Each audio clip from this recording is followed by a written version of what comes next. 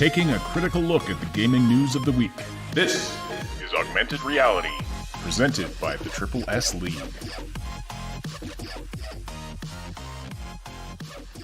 What's up, everybody? Welcome to the Augmented Reality Podcast for October 3rd, 2020. This is your source for news, leaks, and insights and analysis about games in the gaming industry. Saturday edition of the show should be a good one. Lots to talk about today. My name is Ash, and I'm here as always with Moontag and with Cybsidian. Hope you folks are doing well today, and hello everybody who is talking in the live chat. Here's hoping that the live chat actually works today. On Wednesday's show, something like live chat literally broke and was not working, so I couldn't read a lot of your comments, which is unfortunate, because that's part of what makes this show a lot of fun. But hopefully it all works fine today. It appears to be working fine, so hello everybody. And yes, definitely do say hello to us in the live chat, and send us your questions and comments there as well. Sorry to cut you off, Moontag. All good. You have such a soft voice, it takes a second to register. Fair. Don't worry, I'll interject more just for you. Rensten says, Ash is sus. I'm sus? Why am I sus? Somebody's been playing Among Us. Ah. Oh, I see. Yes, I'm the traitor. Yes, exactly. I'm the worst at Among Us.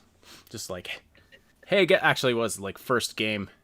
I said something right off the bat. I was like, what does this mean? And they're like, oh, you just told me you're not the suspect. Of course, that could have been a great ploy to fool them if I had known what I was doing. Right. Don't forget to slam that like button, everybody. It likes it rough, and it tells us that you appreciate this content. It also tells YouTube that and gets the algorithm all happy. And we want a happy algorithm. All right, lots to talk about today. A little bit about Cyberpunk, a little bit about Baldur's Gate. Actually, quite a bit about Baldur's Gate. And there's Genshin Impact, which is a game that's it's a really interesting... it's a really interesting case that I've seen people talking about it everywhere. And Moon and Cyb have been playing it, so we'll have some thoughts about that. I could barely get them to stop playing it to do the podcast, so, they're having a lot of fun with that, obviously. There's more Starfield leaks, and of course, WoW Shadowlands has been delayed. So we'll talk a bit about what's going on there and what's happening with Blizzard. Okay. So where do we want to start? I guess, you know what, let's start with Shadowlands. Let's talk about WoW. So, WoW Shadowlands. So, yeah.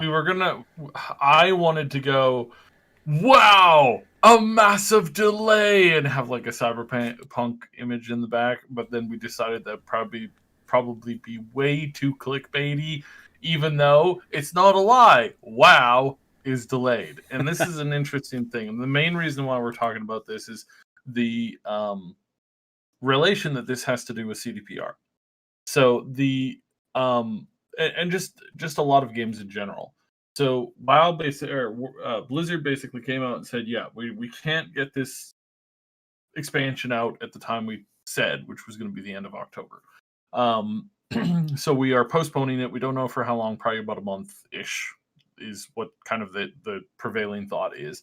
They are doing the big update patch for taking the game where it is right now into the pre-patch, what's called the pre-patch. They're doing that on the 13th.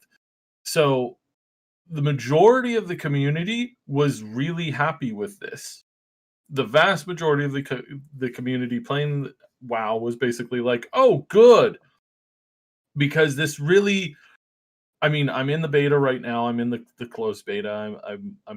I've shown it off in stream a couple of times, and it's in a really terrible position right now. Like, it's really bad. Like, it's not horrendous, but it's not good. And they clearly needed more time to get it done. And so basically they said, okay, we're pulling this back, and we're taking this back.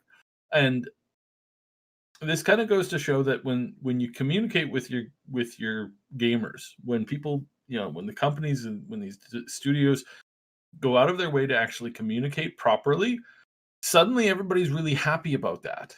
And they like that level of communication. Now, they don't always like exactly what it means, but in this case, everybody's understanding. Everybody's like, yeah, it's probably better to do this anyways, because honestly, things were going to be quite rushed. I'm hoping that they delay it till the end of November, first week of December, because then that way, I'll have enough time to play through Cyberpunk, so that's good. It won't conflict at all. Um, but seriously, though, it's really disturbing to see how some how some companies have approached this concept of like, no, just put it out now. We don't care. And EA, being the prime example of this, they pushed out. I heard that Squadron had some issues, and that some of these other games are having issues. And this is something that we don't need. We don't need games getting shoved out the door before they're ready. Now, if it's a scope thing, right, and this is part of the problem that's with Warcraft, is that there's a little bit of a scope issue in that they went too broad. And because they went too broad and they added too many new features and they added too many new things and they added way too much borrowed power and all this kind of garbage, then what you end up getting is like that's a development problem that somebody needs to good stern talking to. Say, no, look, you need to refine your vision and come up with ways to perfect it more so that you don't constantly keep running into a wall. Like, come on, you grow up. So yeah, that's it there. It's an interesting thing that pretty much everybody's happy with this. Very few people are upset by this. And I've seen a few who have said, come on, I took a week off work for this. Yeah. I mean, there's always going to be that. And that sucks because it's like, well, again, I understand some people take off work and they have to book that ahead of time.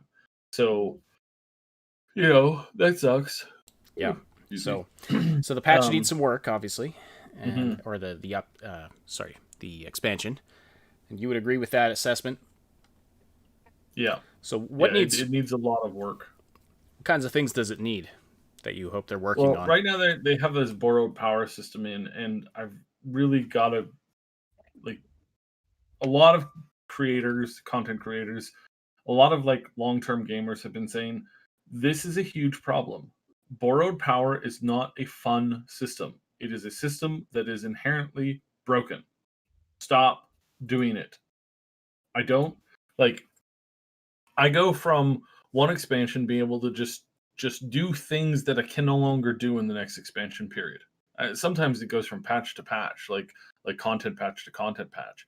I stopped playing at like a little bit into the first BFA, and so BFA was like 8.0. And I played quite a bit in 8.0, and then 8.1 came out, and I could no longer do a bunch of stuff that I was doing in 8.0. And it's like, what? Okay, why am I bothering to play this? Like, you've given me a bunch of abilities, now you're taking those abilities away, and you give me other abilities that I don't like. And I can't use those former abilities unless I want to be underpowered. And so there's just this level of like here, we're going to give you this, and then we're going to take it away. It's like right now they're for this new game, they're giving a lot of classes like things that they really, really wanted for a long time, like increased mobility. It's like, great, I really needed this. This was the biggest thing in my class that was slowing me down, was this inability to move from point A to point B when I needed to. And now I have this ability. But the problem is it's only going to be there for a little while, and then they take that ability away from you. And it's like, why? Stop that. You know what, Ren? This is a little bit of a thing that I had with borrowed power and Warframe. I really didn't like having to constantly de-level and re-level my frames over and over and over and over again. I didn't like that every time I did that, I lost all my abilities, lost all my power. I was brought basically down to the same thing. I wasn't progressing a new path or making, other improvements. I was just improving the same thing over and over and over again because I only liked the one frame. I didn't connect with any of the other frames. I only liked one single frame. And in order to advance yourself, you had to reset that frame over and over and over again, which means that you were constantly losing out on power. So, yeah, this is really, really, really disappointing that they're going down this path again. We'll see if they find some way to make this more permanent, or if they're going to start listening to the players. And this is part of the reason why I'm coming back to WoW, is that it's going to be a funny. It's going to be a show. it's either they're going to learn how to do it right, and the game is going to get back to that, the pinnacle of gaming, or it's going to crash and burn, and either way, it's going to be fun to watch.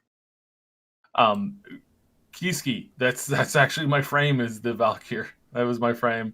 I could not play any other frame, but oh man, I was good at that frame. I dominated everything with it. Like that, and the particle cannon, the one that shoots through everything like a straight beam. Loved that weapon. Loved the mobility of the Valkyr, being able to like get into a quick position really fast, line up 10 headshots all at once. It's like in a single shot. That's so much fun, and yet I was punished for wanting to continue to play that way. And it's like, ugh.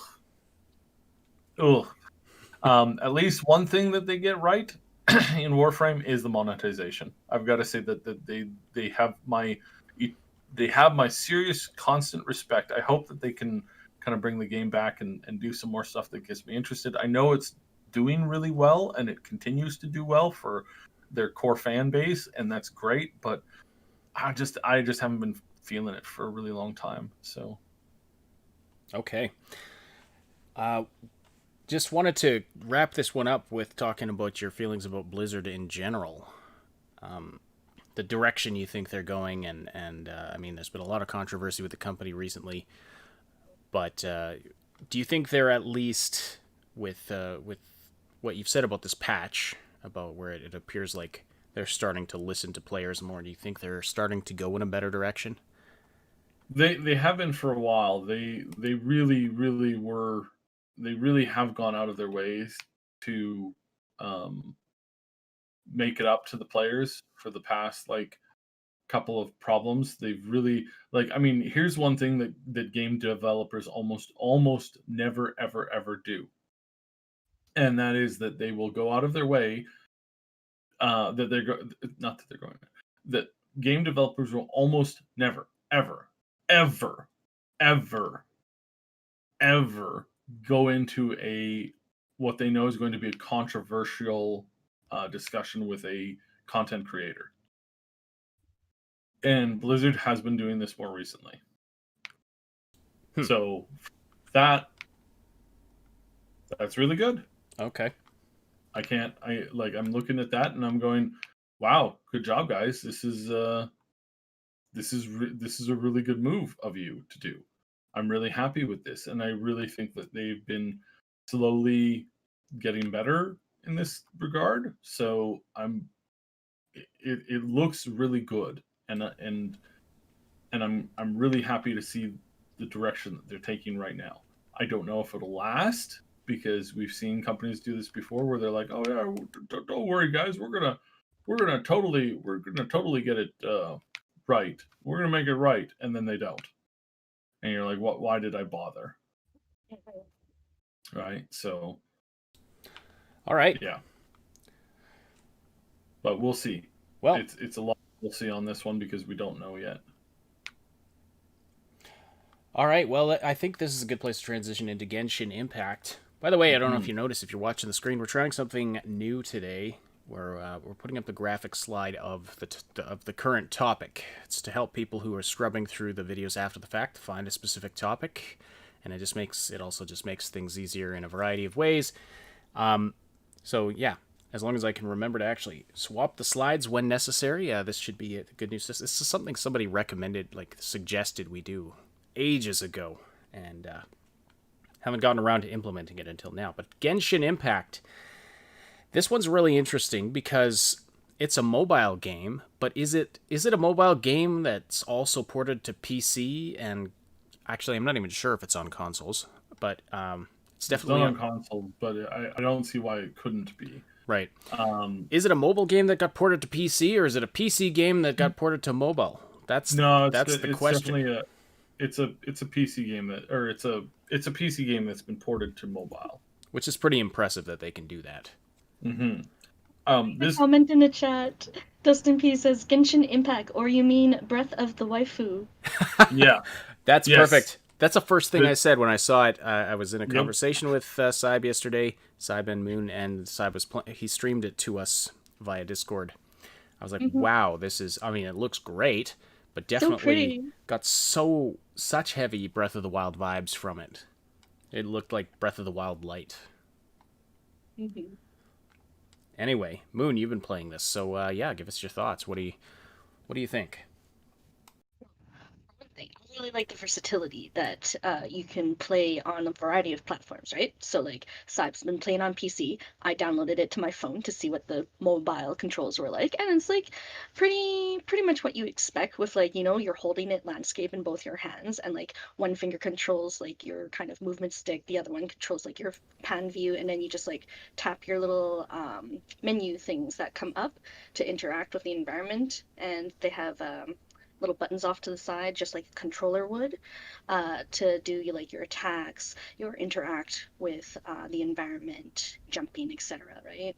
And like just the writing is super super cute and like very very clever. Like Sai was sharing some of the witty commentary from earlier. One of his characters was what was that element one? Saib. So she was saying, so there's this, she's kind of a sultry character of, clearly an adult. And she's like, "Oh, did you know that with electrical abilities you can set an electrical debuff on characters and then it will chain lightning between them?" She's like, "It's almost as shocking as love at first sight." And it's like the delivery was perfect. I know for some of you I started to go do the voice there and I didn't mean to, but yeah, the delivery was perfect in the video in the game. Um, so for the audio work, I definitely have to give this a 10 out of 10. Like, there's no way that they could have improved the voice work in the game. Yeah, the It's voice acting is on definitely point. great. Yes, it Mm. was Lisa. Yeah. So Um, this game is it's fully voice acted. Yeah, it didn't Yeah. have audio when you streamed it to me, so I wasn't sure. But yeah, Mhm. fully voice acted, really top notch. Like, there's some Mhm. really, like, I can recognize some of them right away. And they're definitely like top brand voice actors right now. The game is um it's basically um the Zelda game, right? It's got this huge open world. It has a ton of different weapons in it. Two-hand maces do different attacks than two-handed swords, and they have just different styles of swings and stuff like that. There's multiple different kinds of ranged weapons. There's magical weapons. There's a ton of stuff, and there's big giant bosses um, that I've tried that you can fight. I just tried to fight one. I fought two of the big, like, they're like miniature, like, world bosses, I guess you can say. One of them was pretty easy. I managed to bring that one down. The other one was definitely, I was like, it was definitely way too higher level than me, so I need to go back and do that one later. Um, but the game is like, it's really interesting because instead of giving you a ton of different abilities, they only give you two abilities and then like basic attack types. And then your abilities can be changed depending on whether you're holding them or whether you're just tapping the button. Not all characters are like that, but most of them are. But the thing that's cool is that you can activate certain things on yourself. Like, most archers have like a little companion that they throw out, and that companion starts to attack things. You could throw that a companion out and then immediately switch to your melee damage dealer and do combo attacks with that companion. If you have a healer, you can swap to the healer throw out their heal, and then swap to a character that needs healing and then stand in the healing or use the shield or whatever. So you have a squad of four characters and you can change to each of them with, it's like a 1 second delay. So like, you can change to the character immediately, and then there's a 1 second delay before you can change to another character. So there's a little bit of a global cooldown for that. You change instantly, but you there is a delay, so you can't just keep on changing like instantaneously.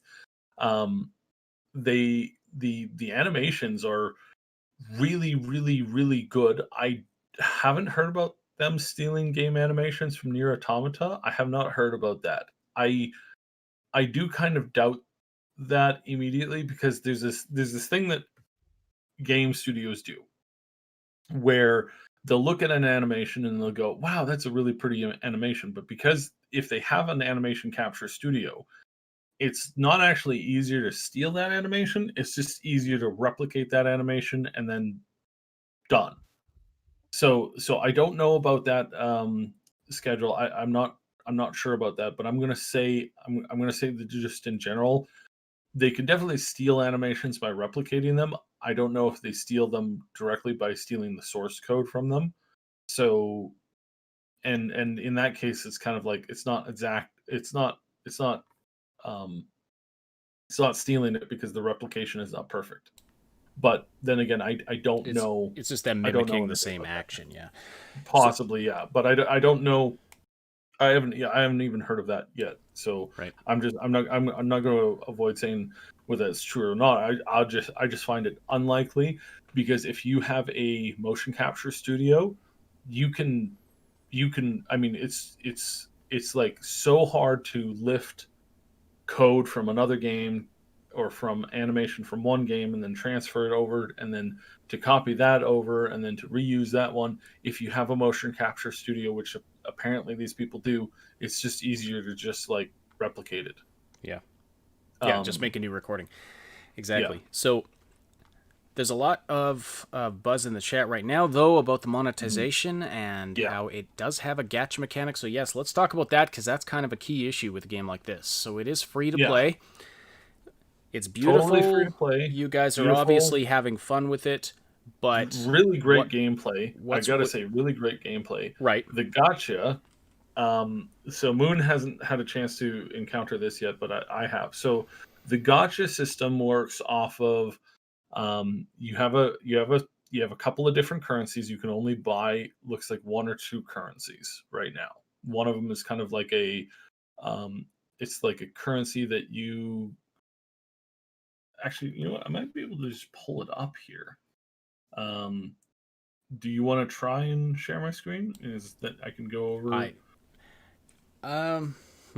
It would take me several minutes to get that set up. So it's Okay. better if you just describe it. I'll just read it out here. So the gotcha system, the shop works off of these little stars. There's two types of crystals. There's a little diamondy crystal that you get a lot of in the game just by doing quests and getting rewards and stuff like that. It's not a lot. You get your average reward is between 1 to 20 of them at a time.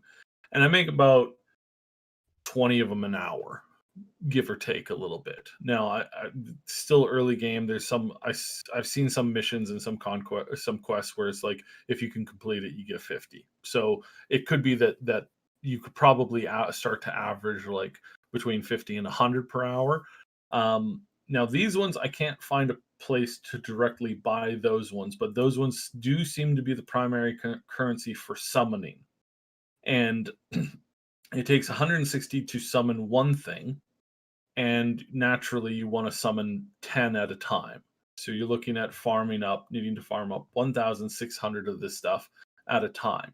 But then when you use those coins, you end up getting other coins that you can then turn around and purchase the same stuff again for a lot cheaper. So really, when you save up 160 and you buy 10 things, you immediately get another 3 right away. So that's kind of how it goes. So now how is the power gain in the game for purchasers versus people who don't spend anything? So far I have not spent anything. I've not spent a dime on this game. I have used the free stuff, their free giveaways, and their free character draws. And I currently have 9 characters, and I'm like 4 hours into the game. Okay, that's I've got way more than I was expecting you to say. Yeah. Yeah, I've got very good characters, and this is currently, I think this is about between 1/4 to 1/3 of the total characters in the game. Some of the characters are unlocked by the story, and so you just get them.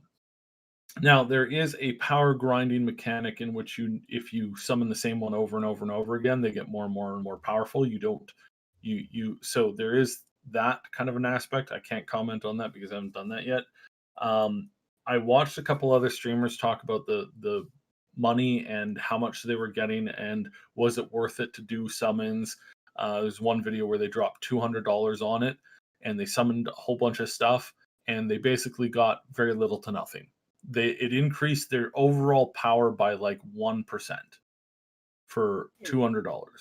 200 American dollars, they gained a general power increase of around 1%. Wow. Which is something that they could have done that same stuff just by playing for about an hour. So this is one of these cases where I kind of say this to like 76 at the time when everybody was kind of getting upset at some of the power stuff that 76 was selling. They're not selling you power. They're selling you crappy power. They're selling you a bit of power that doesn't actually do anything. Like, it's not actually worth it to spend the money. So it's not pay to win. It's pay to slightly improve. It's pay to is you're basically just giving them money for no reason. They don't have cosmetics in the game yet. There is a dressing room, but the only thing that's available there at the moment is just to change your wings out. So right now there's only 3 options. So I suspect that they're probably going to add character customization in at some point, but for the most part, right now, I really don't think that that's what they're doing. It's not. It seems to be pay if you're addicted to random gambling stuff, but you certainly don't need to. So the things that you can directly buy are kind of crap, and the things that you can get through the gacha not recommended at all. I do not recommend, and neither do any of these other people that were doing this stuff. It's like you unlock everything in time anyways. Right. So the only thing that you're doing is you're just unlocking things faster, but because again, you're only using 4 characters at a time. And you really only need 1 character of each element, and I already have that. Right. So it's like I don't have a need at the moment, and again, this stuff has changed in the past. Where we get a game that's it's free to play, we're not selling power, and then 3 months later, then the store suddenly gets filled with a whole bunch of power mechanics, right? And you can buy that. For the moment, if you are a huge fan of the Zelda Breath of the Wild game and you want to play a game that is comparable to that and has this beautiful world to explore and has a ton of customization in gameplay, but not your and multiple characters that you can swap in and out to, I say give it a go. So you can play it. You can play it just fine without spending money on it. Is what I'm getting. Yeah. And Paul Tassi at Forbes wrote an article basically saying the same thing. He agrees with you, and I've come to respect his articles on gaming. It's interesting, as Forbes is a website I look to for gaming content. But anyway, So Lady Reaver, does Genshin Impact have husbandos? Yes, it does have husbandos. You start the game, you pick your character, whether you're going to play as the sister or the brother. And then they have this thing, and so I am playing as the sister, and Moon is playing as the brother. Interestingly enough. Interesting. Yeah. There's always the risk with these free to plays, obviously, that again, like you said, they could change things down the road where it becomes pay for power or pay to win. Currently, it sounds like it's not a pay to win scheme, but there is that gacha component where you can just pump in some money and get a random thing, right? You can get a random character, or what else can you get? Weapons and stuff?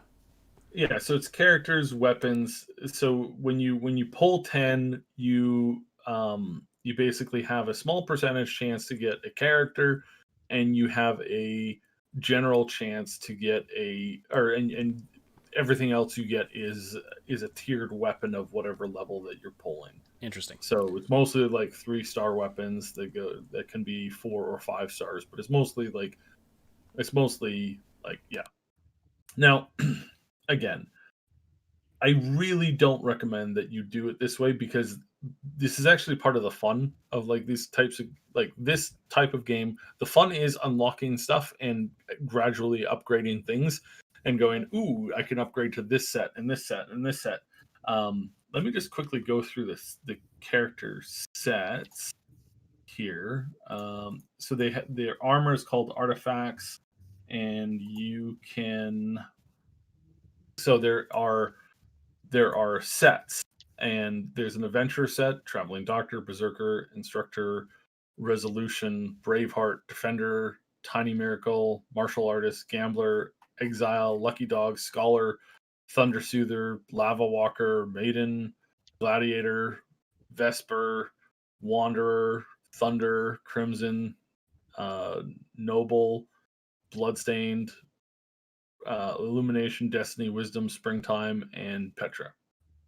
That's all the different item sets that you can get. An item set ranges from 2 to 4 pieces, and then you kind of have and then you have an extra piece that's a fifth piece that can be a one-off, or you can combine it with a special effect from a different tree, like a different like item tree. Like some of them give you plus 7% to critical damage. Other ones give you plus 6% to defense damage, and all of these like you scale them up. So it's very much like you're going to run into an encounter, you're going to kill a bunch of mobs, you're going to loot a chest, you're going to complete a challenge, and you're suddenly going to have 10 items in your inventory. And you're going to use most of those 10 items to make one of those items more powerful. And then you just continue the process of like slowly gaining power and skilling up and matching stuff. So I can see why this game right now seems to be very popular. There's a lot of people playing this game. I've been seeing it everywhere, yeah. Yeah, and lots of people talking about it, lots of people enjoying it for the most part. The monetization is the only thing that I find weird. If you have a problem with monetization and you don't have a credit card or something like that, get this on PC, because it won't tie to PayPal and it won't tie to your Google account or your iTunes account or something like that. And therefore, the only way to actually pay for something is to dig out a credit card and actually use that. So if you have a hard time with that, and you've cut yourself off from using a credit card, then install it on PC. If you are okay with that and you have a mobile device, you install it on your phone. But that's where it gets really easy to tab over and be like, yeah, I'm just gonna buy this, I'm gonna buy that, I'm gonna buy this, I'm gonna buy that. Yeah. So I don't recommend doing that. Yeah. That. I mean, I do have a bit of an issue with it in general, because not ethically. I mean, in the sense that I feel like that's kind of what they're relying on to make money. Mm-hmm. But at least, I mean, at this point, it doesn't seem like it's too predatory of a system. It seems to be, it's there, but you can still enjoy the game without spending anything. Is the impression I'm getting. Well, and we'll have to see if they stick to that, obviously. To answer the question from Terika in the chat, looks like it is not on Xbox, but it is on PS4. So I just looked that up. Oh. And if you do have an Xbox controller and you get it on your PC, you can use your Xbox controller or PlayStation controller with it on your PC. Okay. Yeah, good. Because, yes, you've been playing it with the controller on your PC, right? Yes, it's set up for PlayStation style, so I'm not quite used to this button mapping. It's a little bit different, but it's still fun. I've gotten a lot better at it than when I first, fired it up. Okay. All that aside, though, if we put this specific game aside and just look at what this means for gaming on mobile, though, it's pretty impressive. The level of even downloading it. What was it? It was less than 10 gigs on my phone. It's really tiny in comparison to it's big on the phone, and you may not have the space for that, but yeah. That's big for a phone storage, but the level, I mean, obviously it's not photorealistic graphics with ray tracing and stuff, but it's a beautiful looking game with a huge world, and from what I saw of watching you guys play, it's packed with content. And so just going forward, are we going to see more and more of these kind of core games, PC game experiences coming to mobile devices?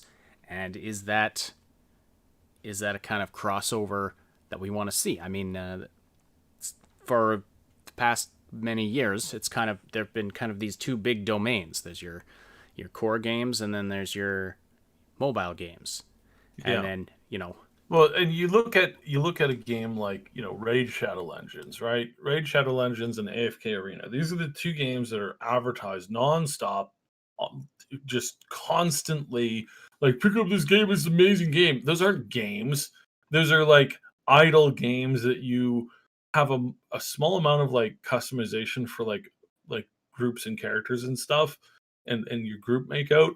But it's a game that relies on you spending money constantly to unlock more characters that you then delete, or not delete, but then you use to power up other characters. And it's an eternally soul crushing experience, because, and it's also not a game. I don't classify those as a game. Like, Raid Shadow Legends has an interesting story and kind of like this Diablo-esque feel that you go when you play through the campaign the first time, and then that experience of like, ooh, wow, look, I'm on this journey, that ends right there. That stops right there, and from that moment on, it's a merry-go-round of a very small mechanic that just makes you go around and around and around in a circle, and every few seconds, every few degrees of that circle that you're going, you're told, spend more money, spend more money, spend more money, spend more money, spend more money.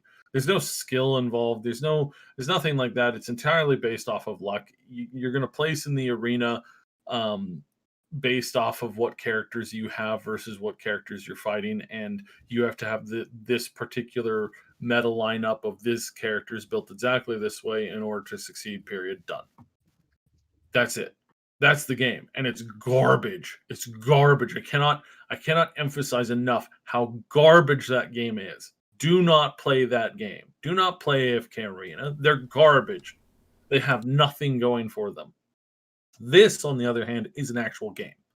It's an actual game because you are in this world. It's an open world. There's tons of characters and events and things that you can do in there.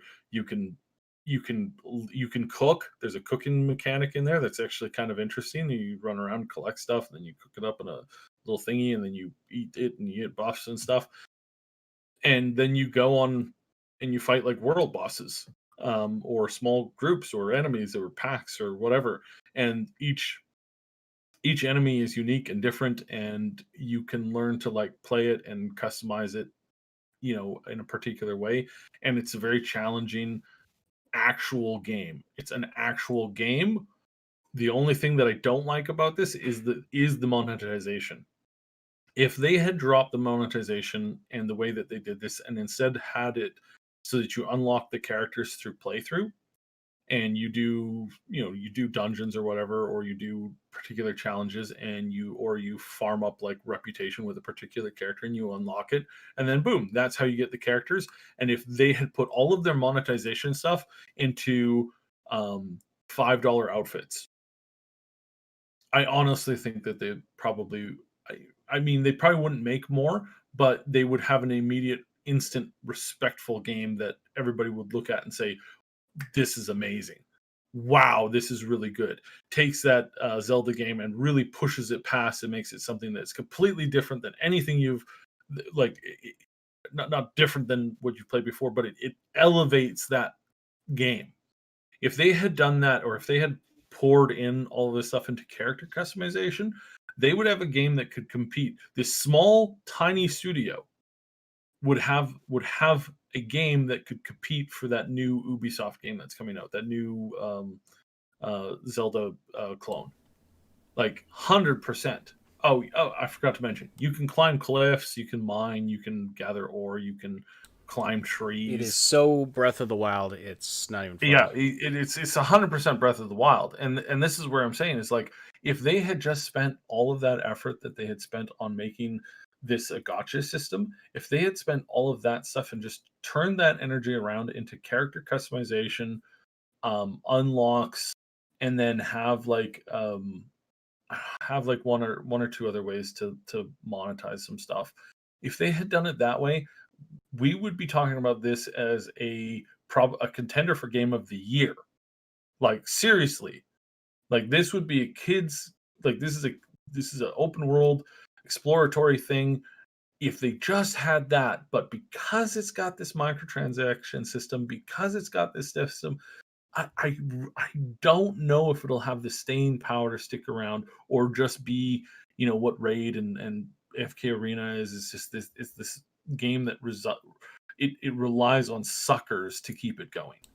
It relies on people that can't control their wallets and their spending to keep it going. And you won't ever have a cultural phenomenon with that. Sure, you'll pay the bills and you probably make a lot of money because it's extremely predatory. But man, if this was just ever so slightly better, it's so close to being like a game of the year contender, but because they went a different way with its microtransaction system, it becomes a marginal throwaway. Right. So I can see some, like, it depends on where they go with the additional content down the road. There's a good chance that this has some sticking power as is, but I don't think that it's truly has any like long-term actual sticking power. I believe that they've really failed on what they could have done with this and how they could have made it better, and that's really kind of sad, and it's really kind of depressing that they were that close. It's the best mobile game I've ever played. That I don't want to play as a mobile game. If this, yeah, exactly. You're playing it on your PC, and if this becomes the new standard for what mobile games can be, I mean, I think that's a good thing. But yes, let's not bring these garbage. I mean, they're already in a lot of core PC games, unfortunately. But you're right. This is very close to what we've talked about as kind of the ideal free-to-play monetization. Mm-hmm. It's close, but it's not quite there, because I believe what we would consider the ideal would be, a real, a solid gaming experience, a fun game where they fund it by selling you some optional cosmetic stuff. And I mean, even if you paid a bit of money up front for it, and they had, microtransactions to buy cosmetic stuff, really nice costumes and outfits, that's exactly what Fall Guys is doing. And I think they've struck a really nice balance there, because, fun game. You do pay, it's not a full AAA price, obviously. It's how much did I pay for it? I don't even remember, but it's under the $20 mark. Mm-hmm. I could be wrong about that. Anyway, it's not super expensive. You can buy the currency if you want to buy more costumes and things. You can't buy power in that game. Everybody's on an equal playing field. It's some luck and a lot of skill in terms of actually winning the games. But I think that they struck a really nice balance there. Mm-hmm. To answer Kiski, there is a friend list that you have in the game, so no, like, you haven't encountered any other players running around, right? I haven't encountered any other players. I don't know if there's like group dungeons that you can do. That would certainly be interesting. It certainly has the capability for it, but I don't know what the capability of their multiplayer is at the moment. And I haven't looked it up because I've been trying to come at this kind of like from a fresh look. So yeah, I think, again, this is one of these things where it's like, this is a pretty darn decent game. And I've had a lot of fun with it just in the last, like, I've literally played it for like 4 hours today. Between today and yesterday. I am itching to get at this point, I'm going to keep it installed and I'm going to keep messing with it for sure. And then depending on what you can do on a multiplayer front, we'll kind of see if that because that would, if I can play with friends, that would be that would really change things up and would really make it quite a lot better. But if I can't, if it's just a single player experience, then it'll probably get pushed to something on the back of my list to just kind of casually mess with, because right now I'm really itching to get back to the dungeons of Nahula, blah blah blah blah blah blah blah blah blah blah blah. Does it have the temple / shrines / puzzling elements of Zelda? Oh yeah. There's a lot of it's very Zelda-y like Interesting. with the overall experience. Moon. Any final words on this before we move on? Moontag, you there? Sorry. Oh, yeah. Probably caught you by surprise, but Oh, a little bit. Yeah, no, I would be super excited to play this together with people, because like literally you could have like a posse of waifus just like slaying the land. Or husbandos. a posse of waifus. Right? I'm So, yeah, spelling no, it. Oh, okay. Write that down. That's a t-shirt design. Yeah. Posse We'll of have one for each. waifus. That's just that's amazing. Moon, I Right. sent you a friend invite in the game, so we could probably figure this out. So you'll live test if out you and see if accept it's that. multiple. Yeah. Yeah, see what our capability of this is. I just sent you an invite, so if you click on the friends Okay. thingy. By the way, Polly's, thank you so much for the super chat. Polly says, free to download, pay to play, sell soul to win. Well, I again, I really do say that I don't think it's pay to win. I think it's paid to pay. It's not pay to play. It's pay to just pay. Just All you're doing is just giving them money and being like, "Here, I don't actually need to give you this money. I'm just giving you this money because you have a very, very, very short attention span or something." I don't know. I don't know why anybody would spend money on this right now, because the things that you get for your money investment are not actually worth it. and yes, At least for the moment. This might change if in like 20 hours into the game from now. Yeah. That might change. This might I be think Polly's was just referencing the general pay to play. Oh yeah, the general, yeah, the general free to play schema. But yes. Anyway, and yes, Ali, we do have official Triple S merch coming. We are getting a merch store set up, and Moontag, if you're not on the Discord and aren't aware, Moontag is a very talented artist, so she's creating some I've great been stuff posting in for the us. creator gallery yet. Yeah. All right, everybody. You are listening to the Augmented Reality podcast, and we love seeing the conversation in the live chat. It's been great.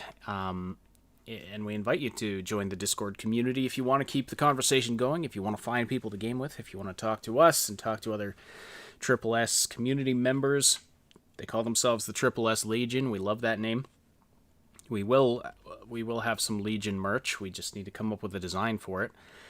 But it's just a great place where you can meet some great people. We work hard to keep it positive and friendly. We've got a great team of moderators who have a lot of fun, but also they step in if things get toxic, so that's great. And they're sort of positioned all over the world, so there's usually someone online at all times, and so it's fantastic. It's just how it's all worked out. Click the link below to join, and be sure to say hi to us in the welcome channel. All right, I think this will be a quick topic, so we'll do this first. Oh, there we go.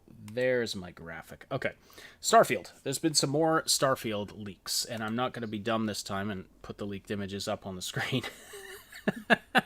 Middle of the podcast on Wednesday, so I was like, "Oh, take that off. Don't put the leaked images on the screen." So I had to go, yeah. Because, I mean, even though it's Bethesda and they're very open with their stuff, it's... we don't know what they're doing right now. Yeah. Right now, they haven't been prosecuting anybody for sharing the leaks. The leaks, if these are their leaks, they have that right.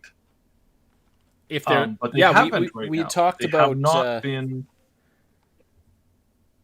Yeah, we talked earlier this week. I had asked you, Saib, if you thought maybe maybe Bethesda was intentionally leaking this stuff just to kind of quietly build hype. Yeah. Is that possible? It is... Honestly, I think it's definitely possible.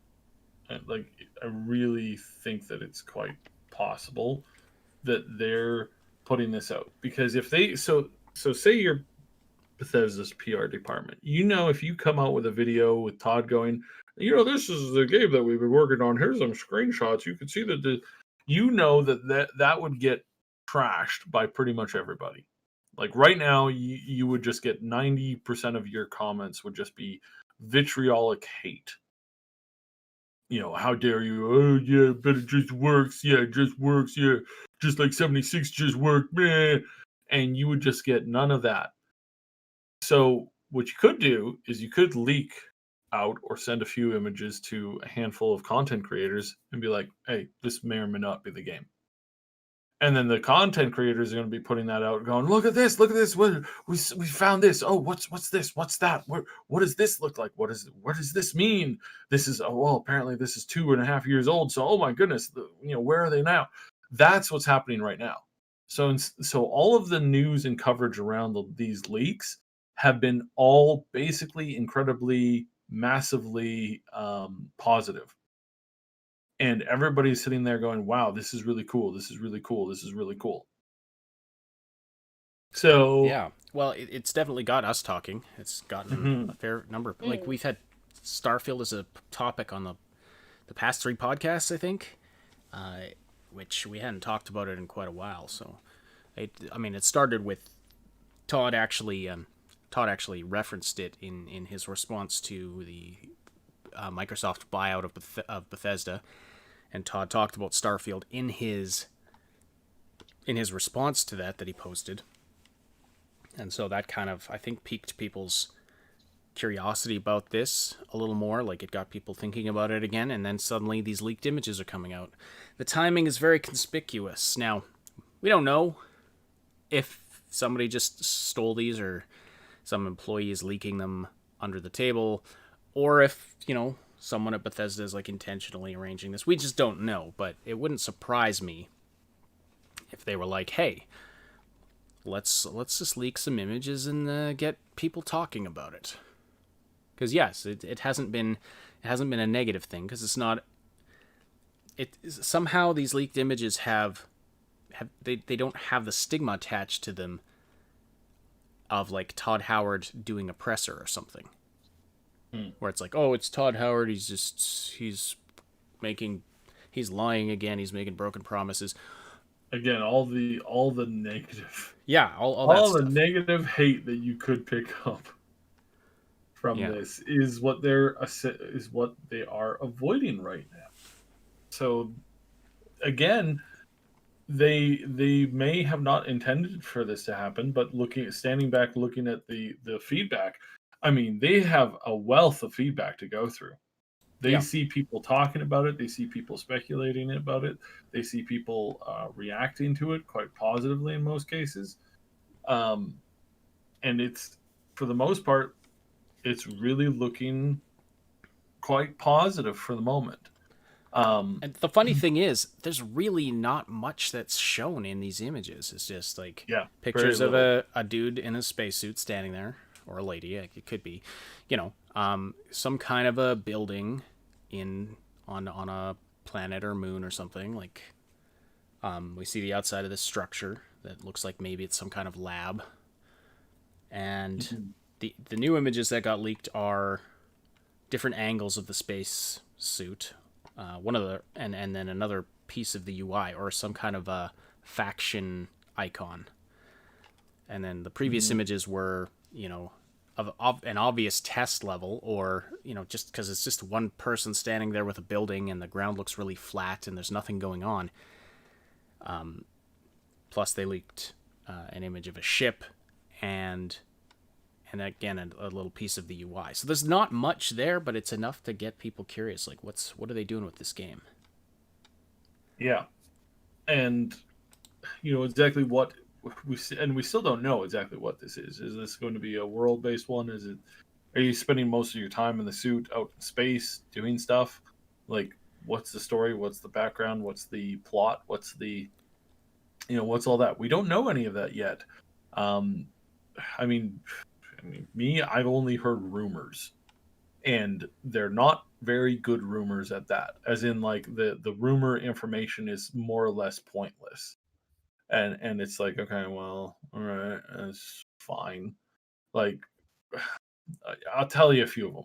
One rumor I heard, it was supposed to capture that first the first if you're a Star Trek fan at all, it's supposed to capture that first like exploratory feeling of humans branching out into the universe that really was captured in the first season. It's like there's a lot of places that they're just getting out there. They're just starting to have these conversations. They're just starting to have these talks with these alien species. And as far as the lore goes, that kind of the same feel. That's one thing that I got, which was then immediately contradicted by some of the other stuff that I got. So, and one of the other ones is like, oh no, it's supposed to be this story about this dude who gets flung to the far end of the universe, and he's got to survive there with him and his small team, right? And so that's the story. Is it entirely focuses around trying to survive as a small community, bark, in essentially surrounded by aliens and stuff, and just trying to keep your space station alive, right? Um, uh, and so there's a lot of conflicting stuff, and I don't even I wouldn't believe either of those stories, by the way. Um, I suspect that the story has been designed for quite a long time. It's probably got a pretty decent narrative. But how that comes off, how it connects with people, we don't know yet. So yeah. It's all over the place, and frankly, we just don't have anything that's official yet. Nothing that we can really like put on the table and say this is what this is. Well, it might be 76 in space. That's another thing that's come out too. Oh yeah, it's just more Fallout 4 and Fallout 76 building, but now you're just Battle building Royale in 0G. Yeah. Notional, the king of snark. Starfield sounds like it would make my face tired. That's BioWare. Why would you? I know, but it's a space game, so it kind of works. Yeah. So, I mean, really, we don't know. We have no idea what this is, where it's standing. I've heard the only thing that I've been able to hear from people that I actually trust is that, hey, this game is actually really good and is really well polished. It's like, okay. Or that's the intent. The intent is to have it really well polished. Oh, double asterisk says, I had the good joke. Okay, I'm looking for it. To boldly go where it just works. There you go. There you go. Nice job, folks. Lots of snark. Lots of funny stuff. Lots of that on the Discord as well. And Polly's, again, with the second super chat. Thank you so much. Polly says, join Discord. Me and Keyskade need new test subjects. Okay. If you join the Discord and are, like,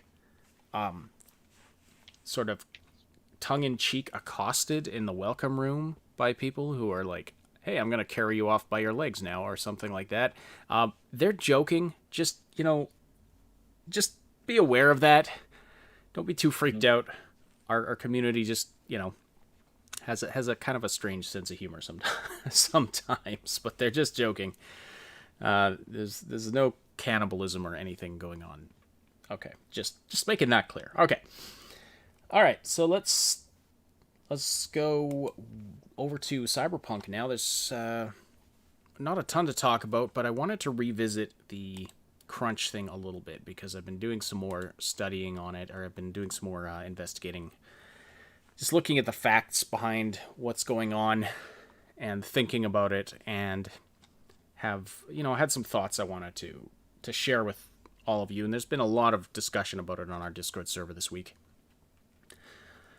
First, though, those commercials with Keanu Reeves, pretty awesome.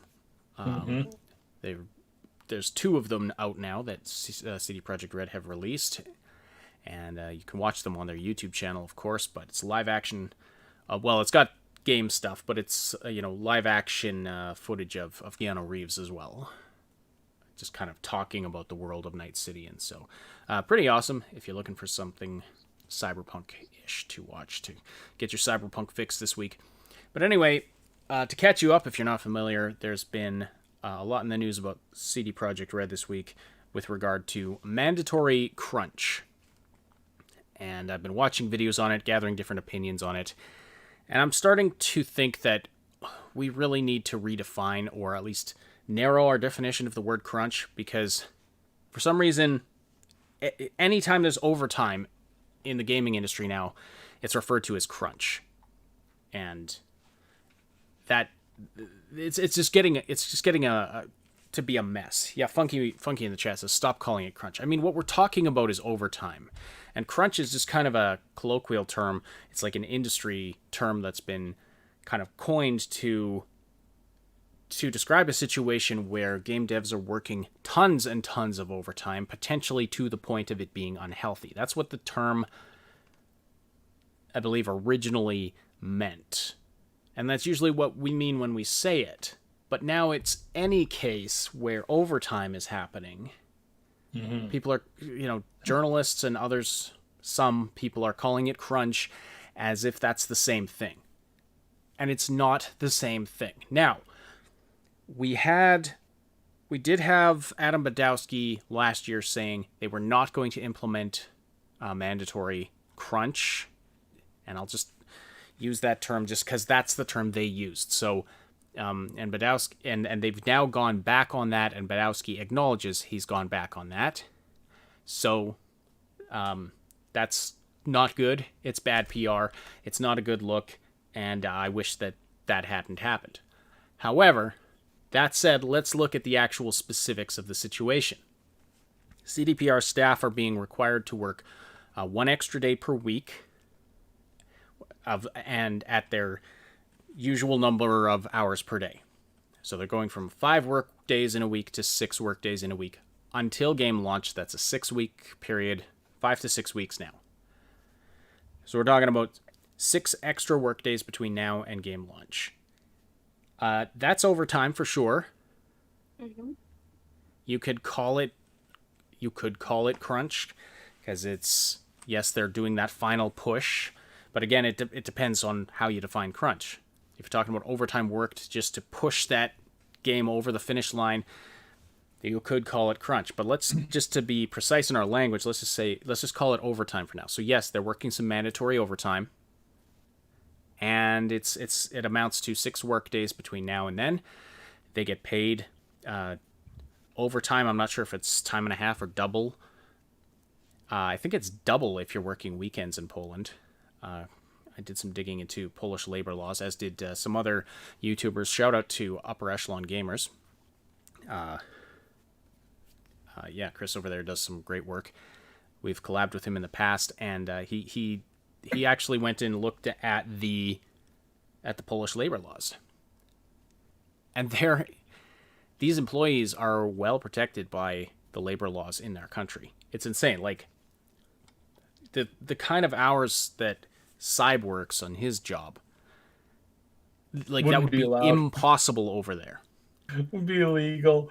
If Moon and I work, Moon and I have put in 5 times the legal limit of overtime hours in the past 6 months than is legally allowed in Poland. Yeah, it's kind of crazy, and this is why our channel, things get a little crazy in the summer, because Cyb works, his day job, which is a crazy number of hours, and so a lot extra falls on my plate, and then it gets really tight putting out content for the channel. So I'm looking forward to when both Moon and Cyb have more time to focus on the YouTube stuff. But anyway, that aside, there's a few things I wanted to bring up here. I'm just collecting my thoughts. So one of those is that Badowski's promise of no mandatory overtime did happen before there was a worldwide event that basically shut down everything. So that's one thing to consider. Does that justify going back on a promise? Debatable, I suppose, but anyway, that is the reality of the situation. One extra day of work per week for 6 weeks, it seems incredibly reasonable to me. Especially when you consider that elsewhere in the world there's a lot of game development companies that simply have unpaid crunch essentially written into their contracts. Like at crunch time, you're going to be working mandatory evenings and weekends without any extra pay. The extra work that the CDPR devs are putting in right now is paid, and it's paid at a bonus overtime rate that is required by Polish law. But with the way that CDPR treats its employees generally, and we've dug into this, we're not speaking in an area that we're not familiar with here. If you haven't been with our channel for very long, we, in conjunction with the Mad Queen, have on several occasions dug into the working conditions of CDPR by interviewing many, many employees and former employees. Way more than Schreier has talked to, I guarantee it. So he should really be coming to us if he wants accurate information about the working conditions at CD Projekt Red. He should be coming. What's that? Us or them. Like, or go talk to actually go talk to them, maybe go talk to the people over there. But Jason Schreier has he puts out this article this past week about how they've gone back on their promise. Okay, technically true. They're in crunch mode. Well, technically true if you ascribe to a definition of crunch that means any kind of mandatory overtime, then yes. But I haven't seen him discuss Polish labor laws. I haven't seen him interview any CDPR employees. If that's out there and I've missed it, someone please let me know.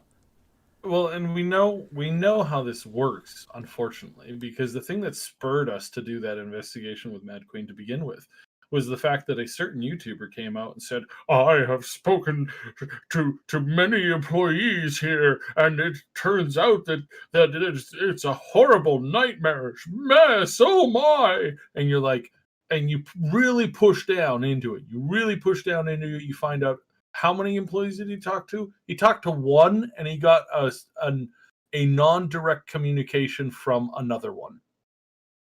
Yeah. 2. Not even 2. You talked to one employee, and he told you that another employee said the same thing. And out of a country, congratulations, you're a useless sack of garbage as far as an investigative journalist goes. And we talked to 47 exactly, and even when Schreier did his report on this last year, when he talked to a handful of employees, and I don't even know. I think some of them were former employees. I think here's the thing: like in a company with hundreds of employees, too, they now have over 1,000, but they definitely had hundreds at the time. Hundreds and hundreds. You're gonna find somebody who is willing to rag on the company. Somebody working there is dissatisfied.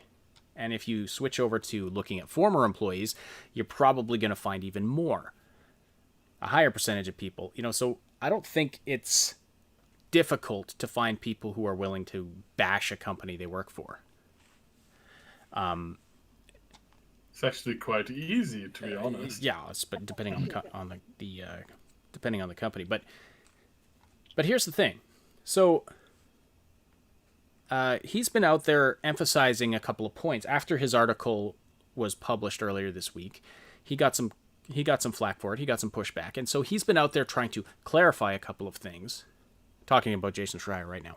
He's been trying to clarify a couple of things. One of the things he said is, or he made 2 major points. One is that some employees at CD Projekt have been they've been crunching for over a year now. They've been putting in evenings and weekends for over a year. Okay.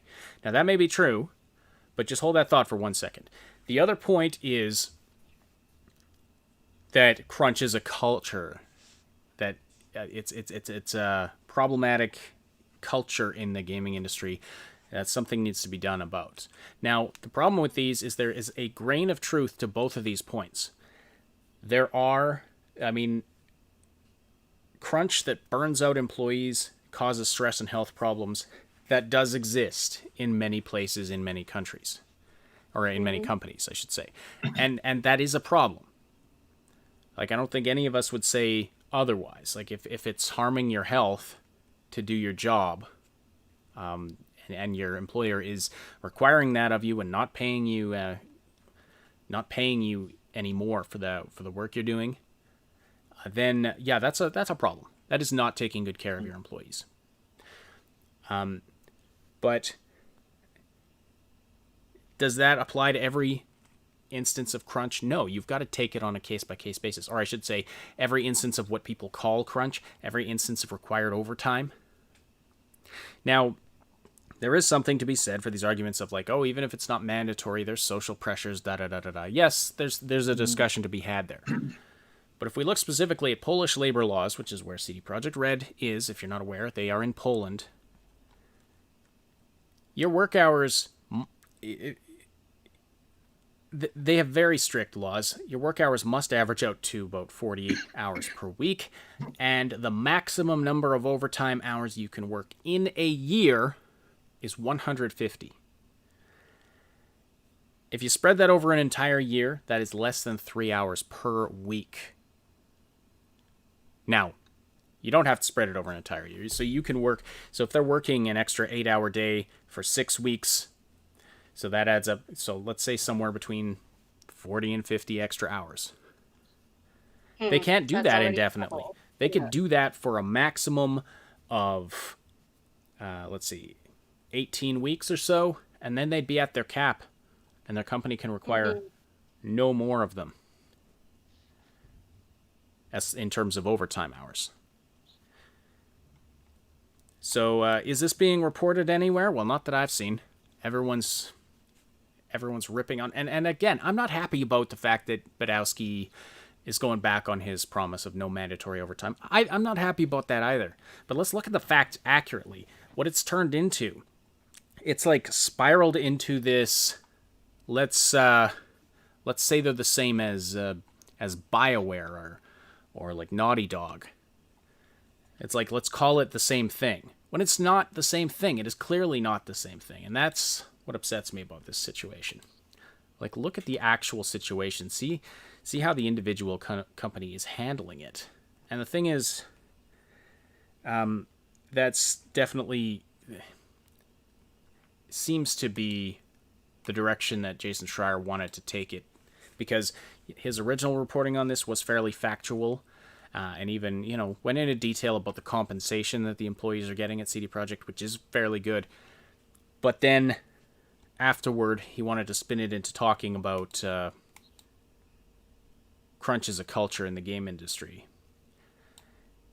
But not all crunch is created equal. That's the I guess the central point of trying to make here. And so if you have like,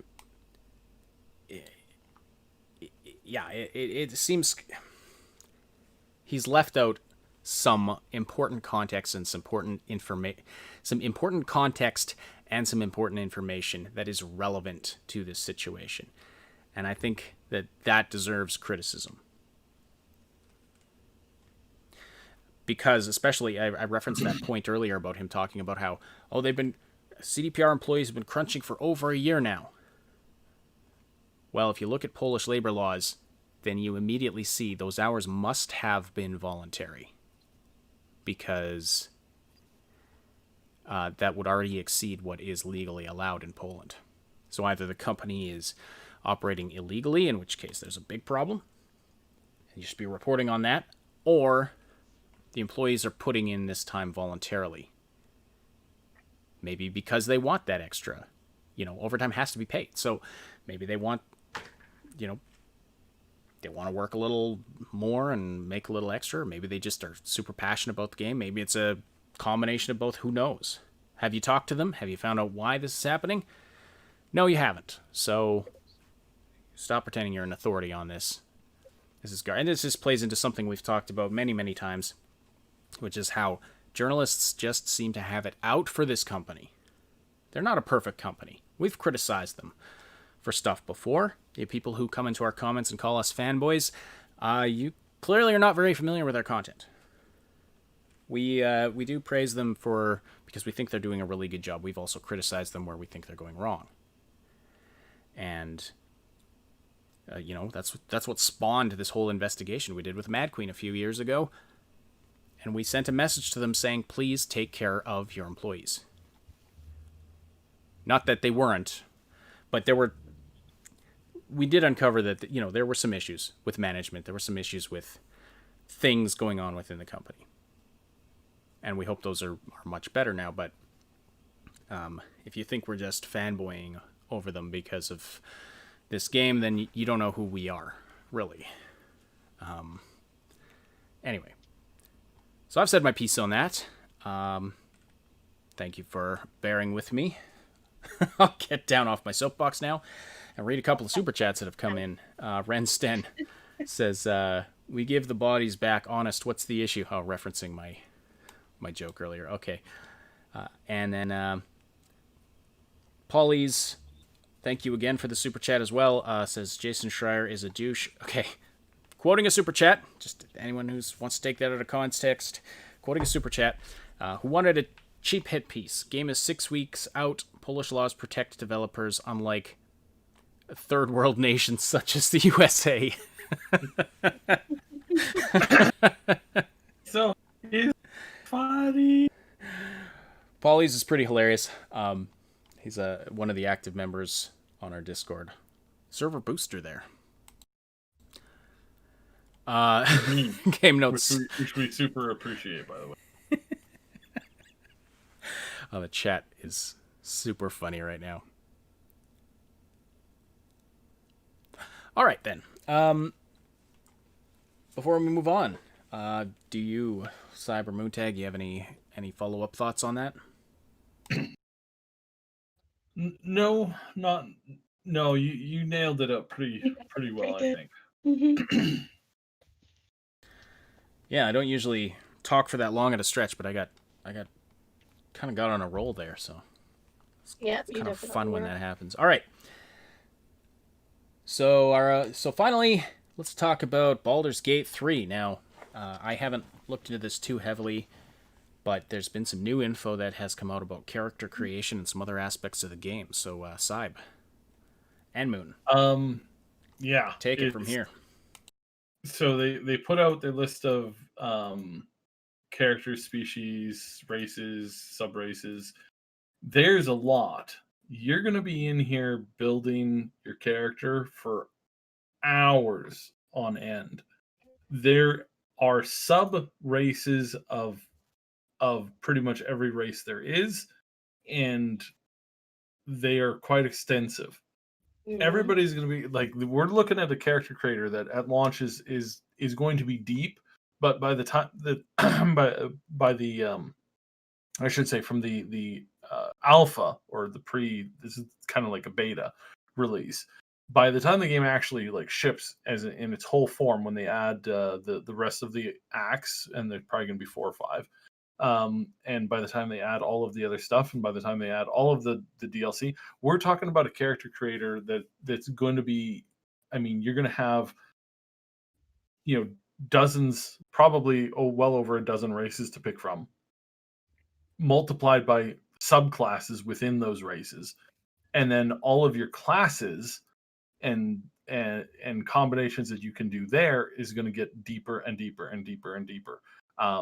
They've modeled Moon. What did they say? How many faces did they model for the game? Like 40 or 50, but No, like it was 100. It was 160 faces. 160? Okay, yeah, because like all combined together, they made like an amazing number of variations, just pulling from those people to just mishmash together into whatever. Yeah, they did 3D scans to have their baselines, which is amazing. So I'm I'm super stoked where this is going and where we're seeing this. I mean, this thing's going to be out in 3-ish days. Their city is currently dealing with flooding and power outages. And that's early access, by the way. That's early access releases in 3 days. Yeah. So, which is kind of like their beta. So this is, of course, like heads up, heads up, heads up. There could be an emergency delay. I think they probably would have announced it by now if it was. Really, what they're trying to get in is they're trying to like polish off everything, especially as far as like the cutscenes go. There's probably still going to be a handful of like placeholder stuff. This is going to be one of the best games of the future, in my humble opinion. This is building up to be really, really great. If you do not like early access games, do not pick this up. Do not pick this up yet. You can wait until it's fully out. But yes, once the game gets out, we're going to see some crazy, crazy stuff. And I am personally very, very excited to see where this goes from here. So yeah, intense, awesome, Yep. deep. They're saying that they're trying to give the player, for when you're playing through the any of the characters, the preset characters, there's a deep and connected story there. When you're playing through as your own created character, you're going to have even more story options available there. Just because it's not custom written does not mean that you are going to be able to have a deeper experience with that class than you will with some of the pre-made characters. The pre-made characters are great. Love them in Divinity Original Sin. First playthrough was playing as Losh. Somebody help me with the pronunciation of that. The female, one of the females, the singer, the bard type, dealing with her literal inner demon. And I've got to say, it's great. And so, we're looking forward to doing more of this. And I'm really looking forward to doing way more of this. So yeah, really excited. Really, really excited. Another thing that I noticed when I was watching some videos on this is that the world is going to react to, obviously, a lot of characteristics of what you pick in the character creator. So not just to your actions in the game, but to your character, like to aspects of what you pick. And it sounds like it's super, super in depth. So yeah, fantastic. And some of the creators, if you go look up some screenshots online, like some of the characters that have been created so far, look amazing. Or the samples they've put out, and I am sure we'll see quite a lot of screenshots in the next few days. Well, I should say the first few days after release there. Okay, wanted to read some super chats, or some regular chat messages, just to round out the show here. So Polly says, I want to expose big problems in the Triple S League. Ash is forcing me to crunch in the Discord meme chat. I don't get paid for it. You're doing that voluntarily, Polly's. You're doing that voluntarily. Also on the topic of crunch. Thanks. Yeah, right. I mean, there's just high demand. It's just simple supply and demand. I have to say, the meme channel is my favorite channel. I do, when I need It brings me joy. when I'm feeling strung out and I need a laugh, I go scroll through the meme channel, and there's always a ton of stuff there to give me a smile and a laugh. It's awesome. Funky, I agree with what you're posting in the chat about the problems with using the word crunch. I agree. I mean, we should distinguish between crunch and overtime. And it's honestly, it's really bloody hard too. Because some Asmongold was on a stream the other day, and he's like, yeah, well, we're talking about this issue with, oh crap, I can't remember what it was. It was an issue with power scaling, or actually, no, it wasn't that. It was one thing in particular. He was talking about the one issue, and then a bunch of people came in and started saying, well, what about that? What about the thing? Referring to the issue that he's talking about. And so that's how muddled some of the chat can get sometimes. It's right. Yeah, well, the language is like, that's true. I mean, that's the problem, is I think crunch actually has multiple different definitions. Like, it means different things to different people, and then, so when you get into a conversation about it or read reporting on it, they might be talking about one thing and actually meaning another, or they might be conflating two things, like, it's like, oh, companies X, Y, and Z are crunching right now to get their games done. Well, maybe company X is just, working an extra day per week, say, and company Y is requiring like 20 extra hours per week, but paying their employees double time for it. And then company Z is requiring 20 to 30 to 40 extra hours of their employees per week and not paying them any extra for it at all. Yeah, like the devil is in the details, right? Right, exactly. And like, so all personally, like when I hear crunch, like it brings me back to like, post-secondary days or like school days where you do like that last minute crunch to finish your project or finish your essay like the night before or whatever, because like some people work better under pressure, some people don't manage time well. It could be any number of things, right? Yeah, very true. Very true. So yeah, the details are important, and when the details get muddied, and you report something like they've been crunching for a year, but then you find out, well, if A, it must have been voluntary hours, B, they must have been getting paid at this extra bonus rate, and C, if there are mandatory extra hours of overtime required, it can only be X number. Like it changes the story considerably. It's like one of those buzzwords. Right. So it's frustrating that, they just want, even Schreier's not above just fishing for those hate clicks, I guess, or rage clicks. All right. Again, he has to, because he's got to keep his job paying. I'm going to bring the Cyberpunk graphic back up here because there was a question I wanted to discuss just to round out the show here, posted by Mark King. I don't know if you're still in the chat. This was posted like almost 12 hours ago, like shortly after I set up the live stream. Mark King was in our live chat and posted this question. Says, I need some clarification on the stance of Sony and censorship. I came upon a story of how Japanese game developers are changing their platform. So Japanese developers are changing their platform from PlayStation to Xbox, PC, and Switch because of nudity restrictions. So I did some research and found Devil May Cry 5 PlayStation 4 version was different from the Xbox version. Will this issue come up for Cyberpunk? Now, we've talked about this before, but I felt it was worth rehashing a little bit. What is PlayStation's approach going to be to Cyberpunk? I mean, they did the rather infamous light flare. They're going to give them a different rule than they give everybody else.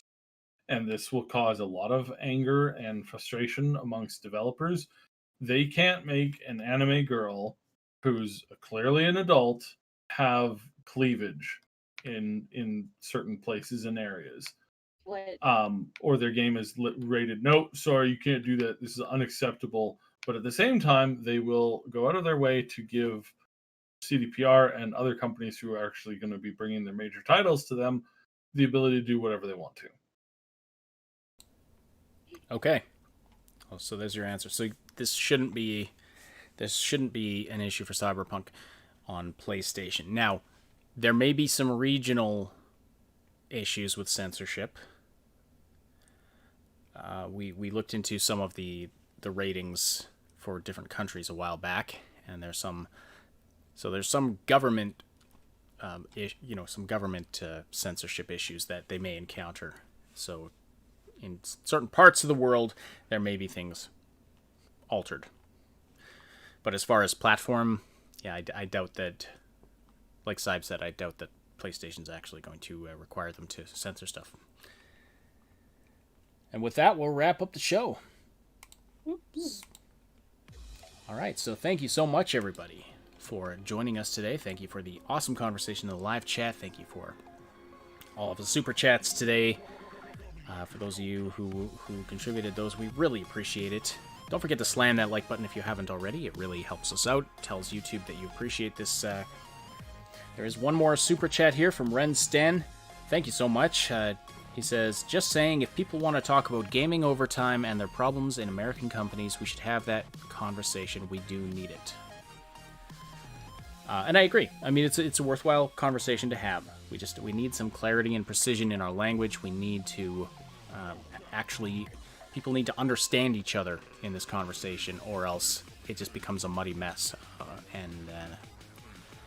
And that may be good for clicks, but it's not good for actually doing anything about the issue. Thank you so much to our Patreon supporters and our channel members here on YouTube. Our big damn heroes on Patreon: Robin, Shua82, Timebean, Schoolaman, Lady Reaver, Dreco Den, and our 2 anonymous supporters at that level. Our channel members on YouTube: Mr. Pazernik, Jer Schultz, Game Notes, Night City Punk, Terra Kate, and Somnolence.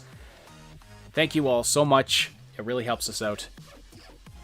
Don't forget to subscribe, hit that notification bell, all that good stuff. Leave comments below if you're listening after the fact. We appreciate reading your thoughts, but it also tells YouTube that you appreciate this content, so definitely do that if you can.